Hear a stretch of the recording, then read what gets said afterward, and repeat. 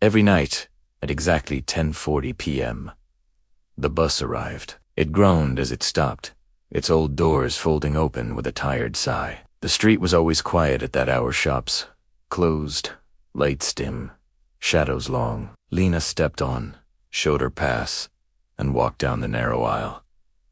She took the same seat every night, middle of the bus. Window side, across from seat 17. Seat 17 was always taken. At least, that's how it felt.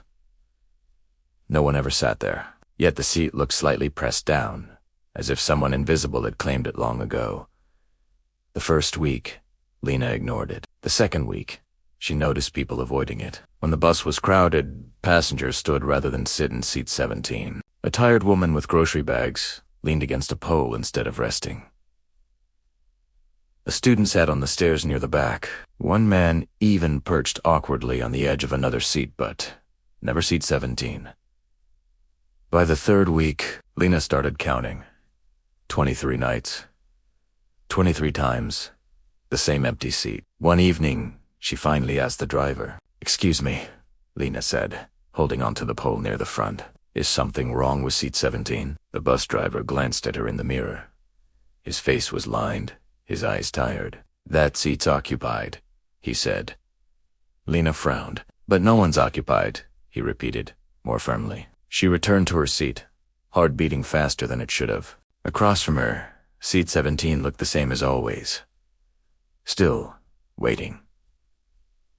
That night, the bus was almost empty. Rain streaked down the windows, blurring the streetlights into long yellow lines. The engine hummed steadily, the sound filling the silence. Lena felt it then. The air around seat 17 seemed heavier, colder. The fabric looked more deeply pressed, as if someone had shifted their weight.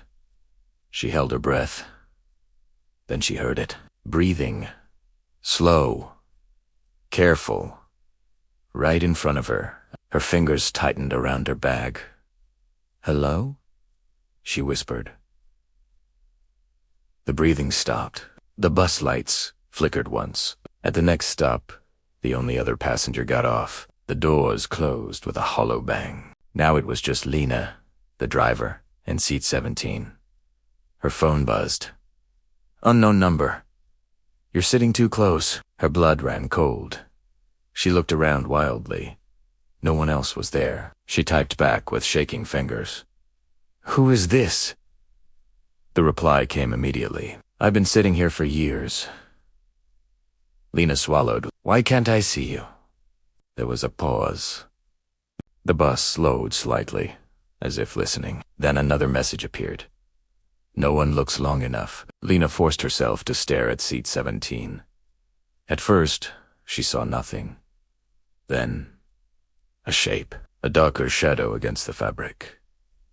The faint outline of knees, hands folded neatly in a lap, and a face blurred, unfinished, like a memory trying to form. "I didn't mean to take your seat," Lena whispered. The phone buzzed again. "You're the first one who noticed." The bus suddenly slowed to a stop that wasn't marked. "This is your stop," the driver said quietly. "But it's not," Lena replied. "I get off to stops later." The driver didn't turn around.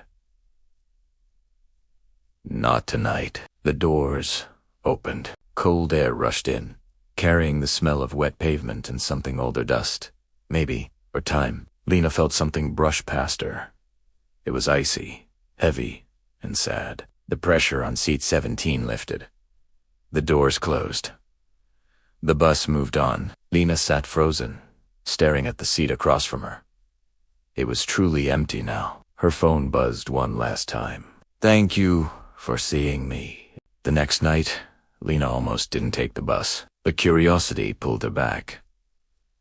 At 10:40 p.m. the bus arrived. She stepped on, heart pounding, and looked toward the middle. Seat 17 was occupied. This time, she could see him. A young man sat there, pale and quiet, wearing clothes from another time. He looked solid, real. He turned his head slowly and met her eyes. Smiled. And for the first time, Lena realized the seat across from hers had always been empty, waiting for someone new.